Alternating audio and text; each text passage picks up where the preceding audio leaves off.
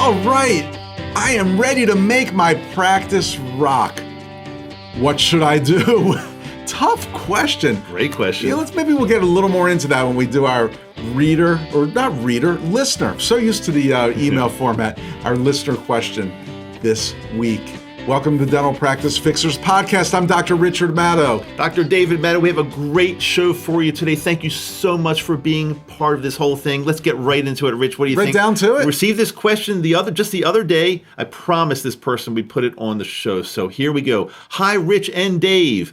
I am 55 years old, been practicing for 27 years. I am finally ready to make my practice as good as it can be. Everyone has an opinion on what is the most important thing I can do to get back on the road to success. But I wanted to ask the guys that really know the answer to this question. So here it goes. Guys, what is the number one thing I can do in my practice? Thanks in advance, Dr. He didn't say keep it private, so I'll go ahead and give his name. Okay. Dr. Ron Sherman. Dr. Ron Sherman. I have to admit, sometimes when Dennis asks to keep it private, we do just put a fake name out there. I'll do full disclosure rather than just say keep it anonymous. Right. It's just a little more fun. But I'd say about 50-50 that's the real name versus the odds are 50. The odds are about 50-50. Yep. Yeah. Dr. Ron Sherman. Do we know where he's from? I'm just curious. We don't really know. Okay. He didn't say. All right, that's fine. Not that it would matter. We'll give the same advice. This question kind of reminds me of when someone says, like, I just have one question. It's 6 parts. How about when somebody says, I just have a real quick question right, for you? What does that generally mean? It means you're going to be talking to that person for the next 2 hours. Exactly. But here's what I'm wondering what he's been doing for the last 27 years that he's finally ready to take some action. And we don't know about his practice, but there's no more information other than he's been practicing for 27 years, and we just have to kind of guess. Why the heck did you choose this question? Why did I choose? I think it's a great question because probably a lot of people are in this situation, getting closer to retirement. Yeah. Practice is kind of plodding along, doing okay, but they want to see more success because ultimately they're going to want to transition out somehow, sell the practice, bring an associate in, and the practice has to be really good. You can't sell a crappy practice. I mean, you can. You can. You'll get a crappy price. Here's the thing, because a lot of docs, and we've talked to a lot that think this. They think that I don't have a lot in my retirement account, but once I sell my practice, that's my retirement. I'm glad you brought that up. Yeah, I mean, it's unfortunately not as lucrative as people think. It's just like everything else. Everybody that is ready to put their house on the market thinks it's worth more than it really is. Everybody that wants to sell a car wants to get more than they're going to get on the open market. It's kind of like, well, I looked on the internet and they said, my car's worth $22,500. So sell it to the internet. Exactly. The internet's not buying cars, and the internet's not buying dental practices. Right. And you know what else? The practice broker who's just trying to do a good job, whatever, who's told you your practice is worth $1.4 million, is not writing a check for $1.4 million. It winds up going on the market, and the market determines what your practice is worth.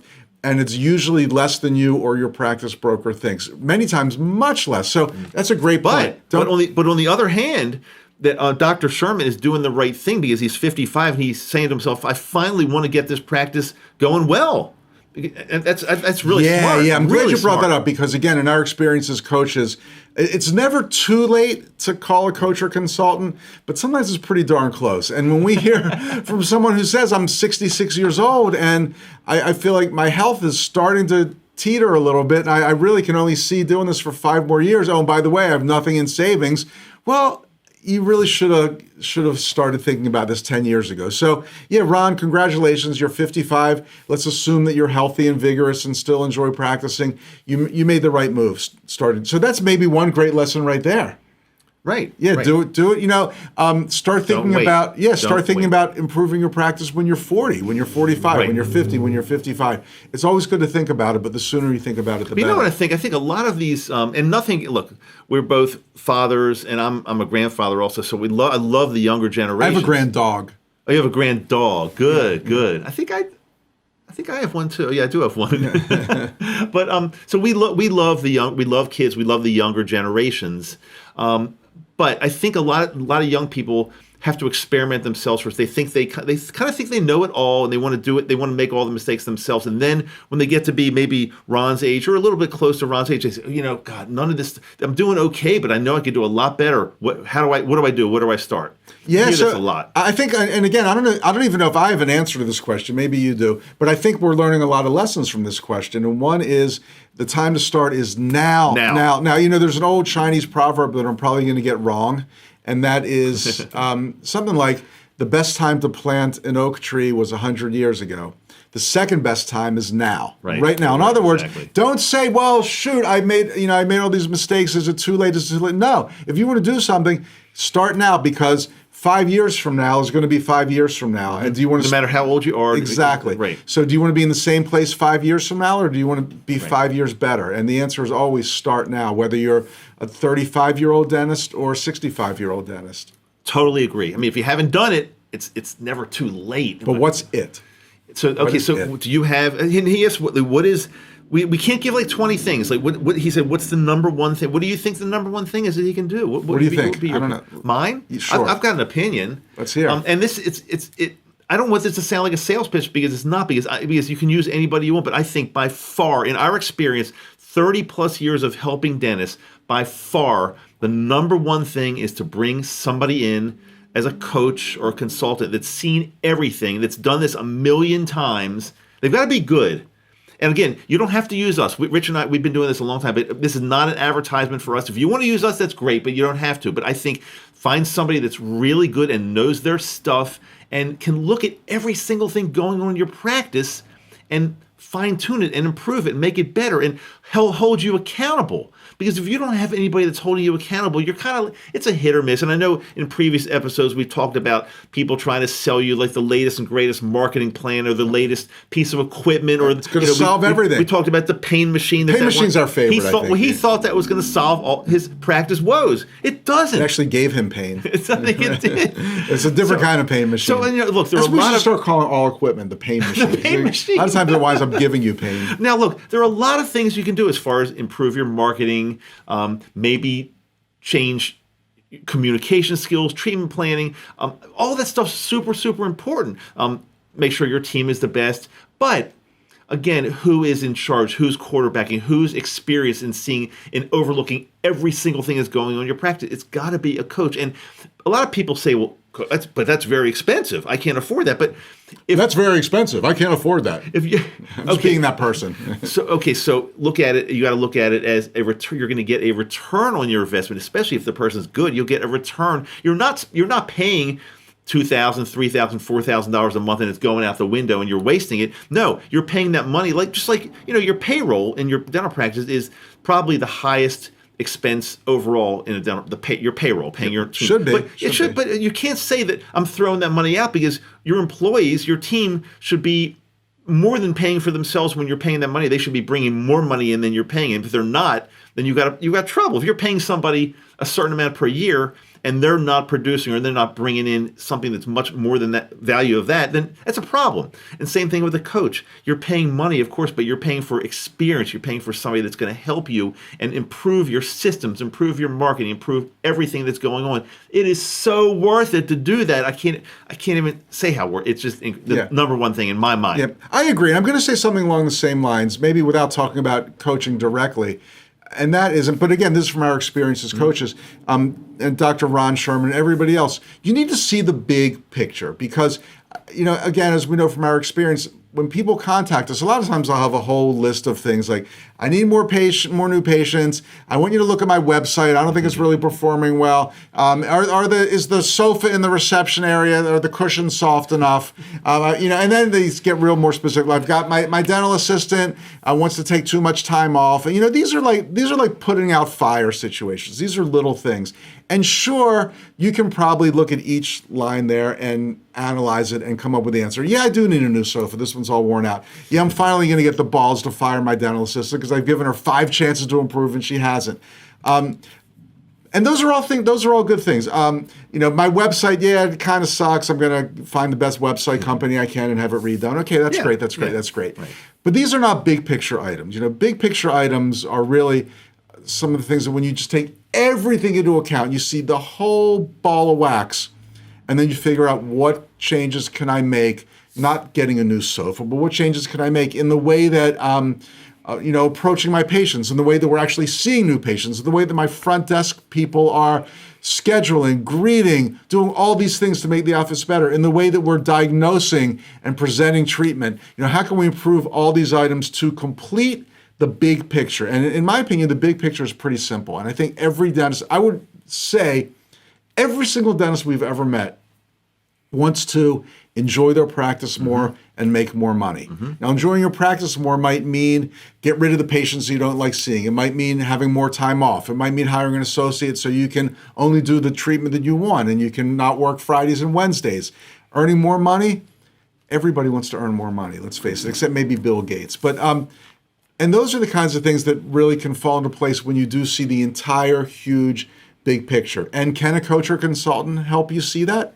Absolutely. A lot of times we get so mired down in getting that, that crown margin right within 1 millimeters, and that's important, but that stops us from seeing the big picture. I'll just add this, and I agree. Please. I agree with every single thing you just said. Every single thing? Every single thing. Everything. I can't talk to that. Every single thing. Did I say that? Every single thing. Maybe a little bit. Okay, now here's my answer to that. All kidding aside, it's got to be the right coach for your practice, because having been doing this for a long time, we know there are some, if I can use this word, some really shitty ones out there. I hate to say it. We hear such horror stories about people. I thought when you started saying shh, I thought you were going to say some shysters out there. There's shysters out there too. But people get locked into these contracts they can't get out of, and they're paying a lot of money every month, and they're screwed, and we don't want to see that happen. So it's got to be, you can't just get any coach and everything's going to be fine. It's got to be the right person for you and your practice. You can't get the coach with the biggest ad in Dental Economics Journal. That's usually a mistake. Oh my God! And these days, anybody that has Facebook and starts a Facebook group, they call themselves a coach, and it's scary out there. But anyway, that would be my number one. You've got to get somebody that can quarterback and that knows everything and see. Are they the coach or the quarterback? Let's get these football analogies correct here. I always give you a hard time. I'd say they're going to be the coach. I agree. I think the dentist maybe is the quarterback. Maybe the whole thing. The dentist is the quarterback. The office people, the receptionist, they're the front line. Okay, who's like the offensive line? Who's like the defensive coach? Who would that be? The defensive coach? Do you have a defensive coach? What's the hygienist? Hygienist maybe is like the running back. Would it be like, what is the like the dental supply company? Are they like the defensive coach? They're they supply the uniforms, right? That's what they do, right? Oh man! Wow. Well, it's a great question, and again, I think we both didn't want this to turn into an ad for coaching. Certainly not for our coaching, even though we'd love to have you contact us.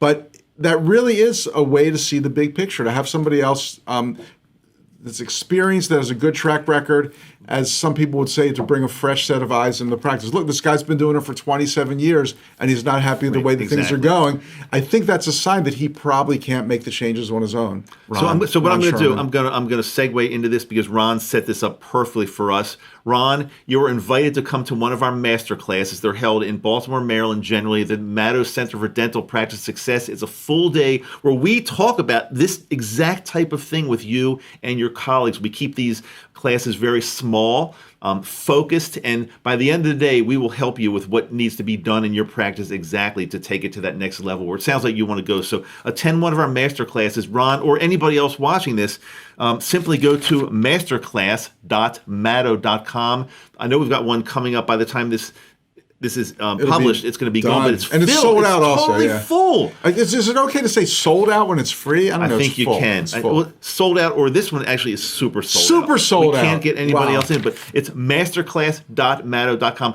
Come join us and find out how you can really, if you're in that situation, how you can take your practice to that next level. Do it. I totally, it's funny, we were talking about big picture items and little picture items. You never hear little picture items. And this is a little picture item, but it's a simple one, and we recommend it to all of our coaching clients, and that is save money on your credit card processing every month. Why use a company that's charging a percentage overage when you can pay a small, flat fee? Use Fat Merchant. We do. So many people, we've recommended to so many people that are happy, and you'll be happy too. So just go to bit.ly, bit.ly/fatmad. It's FATTMAD. Get some information on Fat. They just have you give some little information. They contact you. They show you exactly how to integrate Fat Merchant into your practice, give you the terminal for free. You'll be saving money the first time somebody pulls out their Visa or MasterCard. So check it out, Fat Merchant, bit.ly/FATTMAD. And somebody misunderstood that the other day. Somebody said, "Wait a minute, I'm trying to go to bitkey.com, but they couldn't go to bitkey. It's bit.ly. It's not bit. It's bit.ly. Bit.ly, not bitkey." Itsy bitsy. Should we do a call of the week? Let's I'm do really the call itching to get of into the this week. now. Let's do it. Okay. Thank you for calling. If you are a new patient who has not yet visited an office, please press 1 to schedule your first appointment. If you are calling about dentures, including partials, replacing your existing dentures, or denture repairs, press 1 now. Otherwise, please stay on the line and we'll be right with you. Your call may be monitored or recorded for quality and training purposes. Thank you for calling. This is speaking. May I have your name, please? Hi, yes, this is Michael calling. Thank you. May I call you Michael? Sure, that's fine. Thank you. And how may I be of assistance this morning, Michael? I was just curious. I got a family of 4. We're trying to feed. My wife wanted me to ask, what's usually the best day of the week to have a new appointment for new patients for a family of 4? Okay, and we would love to have you and your family come to our Columbia, South Carolina Sand Hill office. And our later days are on Thursdays. We're open until 7 p.m. And we can do up to 2 people on the same day. We can't do more than that. So we could do 2 on one, 2 on one, 2 on the other, vice versa. And is anybody at all having pain, bleeding, or swelling, or everyone's just looking to establish care? Just establish care. Yeah. Okay. Yeah. And may I have the ages, just make sure they meet our minimum age requirement there? Oh, sure. Little Jimmy is, let me see, I always forget. He's 4 years old. Justin is 8, and I am, I'm 43. My wife is 41. Okay. And am I too old for the practice? Is it maximum age? No, there's no maximum at all. Age, and okay. We can see everyone. Is Jimmy going to be turning 5 anytime soon? I'm hoping within a year or so. Okay. Well, I mean, fairly soon. Because our minimum age requirement is 6 years old. Oh, that's why I was see. asking if he was going to be 5 anytime soon. Because sometimes our offices may, and I can certainly look in the area to see if any of our alternate are meeting that minimum age requirement for the 4-year-olds. Because I was going to look and see if there were any 5, if he was going to be turning 5 soon. He's kind of a big 4. He'll be turning 5 pretty soon. He's a big 4. So he'll be turning 5 pretty soon. I think the end of the year. So. Okay. Yeah. I mean, I can schedule everyone else at this time.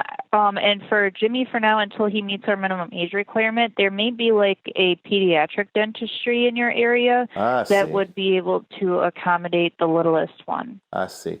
Well, I'll tell you, I'm gonna. I just needed the information. I'm gonna have my wife call back, and she has the calendar, and I'm gonna actually have her do all the scheduling if that's all right with you. Oh, that's fine. All of our appointments, just so you are aware, are free to hold, cancel, and reschedule. I can always temporarily put something in place. That way there everyone's accounts are set up, and if it conflicts with his schedule, you can always just call back and reschedule or cancel it, no cost as well. Oh, that's really nice. Well, I could probably have her call back this afternoon. I just know that with soccer and everything and all the stuff coming up with, the summer and everything, I don't know. I have no idea.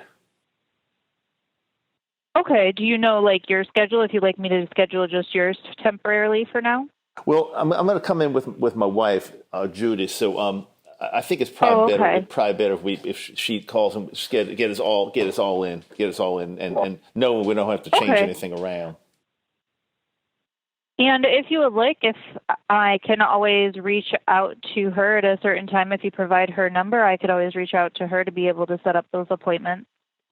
Oh, sure. I don't think she'd mind that at all. Sure. Are you ready? I'll give you her number. Yes. Okay, sure. Yeah. Okay. And is there a good time, do you think, for me to reach out to her? Probably try any time after 11 a.m. I think that'd be fine. After 11? I think that'd be Okay. fine. Yeah. I will think that'd be all certainly do that. And thank you so much for calling. And you try to enjoy the rest of your day and your week as well. Thank you so much for your help. You've been very helpful and very kind. I do appreciate that too. Thank you so much. Oh, you're very welcome. Thank you so much. Sure, Have a bye. good day. Same to you. Thanks. Bye. Thank you. Bye. Bye-bye. Wow, that was a long call. Okay, that was a little long. Sorry about that. And by the way, before we even get into the call, I know you realize this, but I try to match my accent. That was in South Carolina, so I try. Now, do you think she knows that that's not like a real good South Carolina accent, or maybe I was coming from somewhere else? I was wondering if she noticed that the accent kind of faded in and out from time to time. And I got to work on that because I would. See, I got a South Carolina accent. You gave a Utah area code. Utah area code because I'm from the South, but we lived in Utah just for a little bit, and now I'm coming back to South Carolina. I don't think she noticed. Maybe not. She didn't care. Okay, good. I don't think she noticed anything. You don't think so? Here's my comment. Go ahead. My general comment. Yeah, go ahead. I made a few notes as well. Okay. Sure.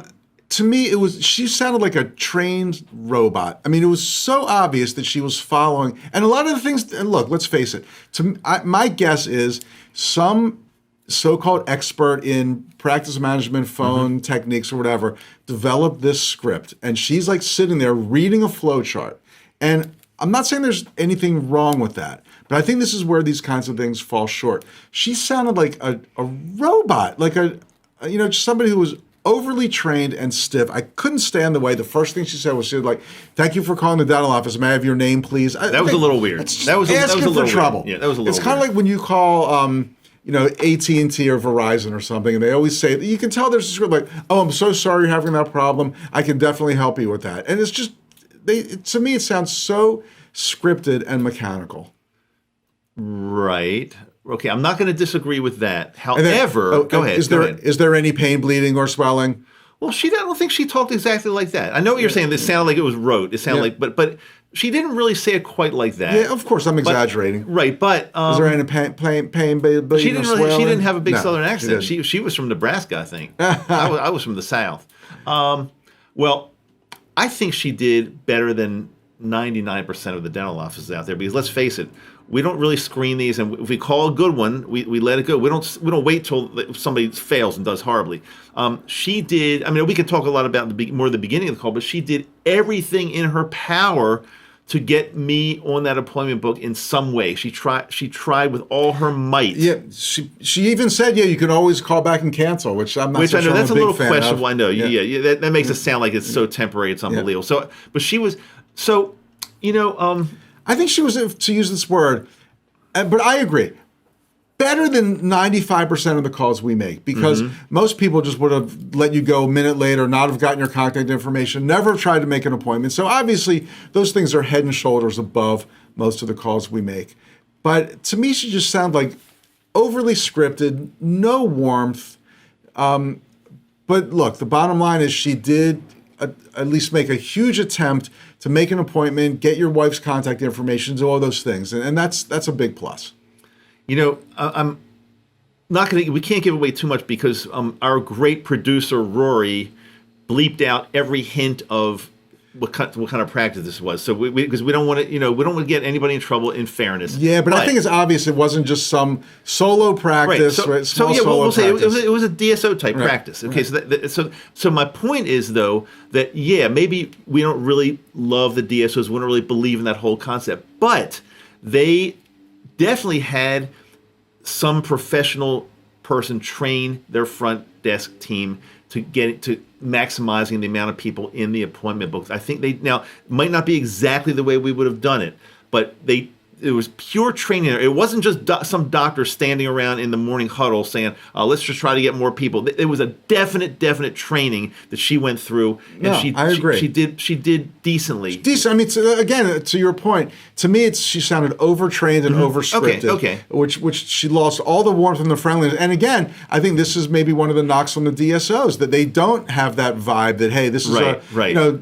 local dentist who really cares about you. And I didn't get that vibe at all from her. But she did do a lot of things right. She did chuckle a little bit at the right time. Like when she said, well, Johnny's 4 years old. Is he going to be 5 anytime soon? And I said, well, he'll be 5 definitely within the next year. And she like hesitated. Then she went, I don't know if she got the joke or if she thought you were a moron. It's maybe hard a little to tell, both. Right? I don't know. Maybe both. But she did chuckle a little bit. Yeah. So it wasn't like purely robotic. She laughed at the right times. I think maybe if you're not a DSO office and you listen to this, you can learn a lot. You can learn a lot of good things to do, but you can also add the warmth and the, at least feigned spontaneity that you should have, and really learn some good things from this call. Not try to duplicate it, but at least learn some techniques from it. But I think we both have to agree she did everything in her power, whether we agree with how she did it, everything in her power to get me and part of my family or most of my family on that appointment book. She did everything she possibly could. Okay. She really did. I'm going to give her a B+.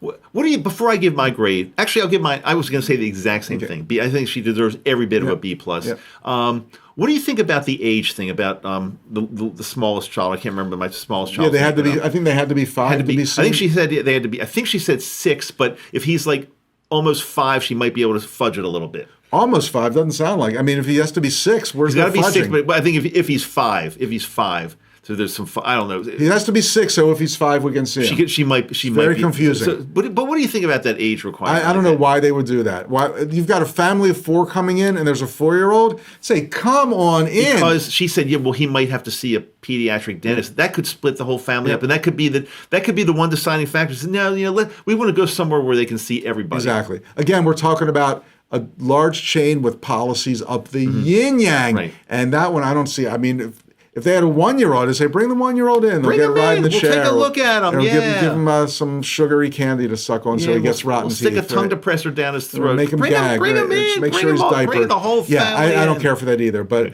I'm sure some lawyer in some corporate office came up with that reason. Yeah, probably true. Yeah. Okay, so we both say B+. Okay. Cool. Hey, we will see you. And hopefully we'll give you an A on the next episode of the Dental Practice Fixers. I'm Dr. Richard Madow. Dr. David Madow. See you next time.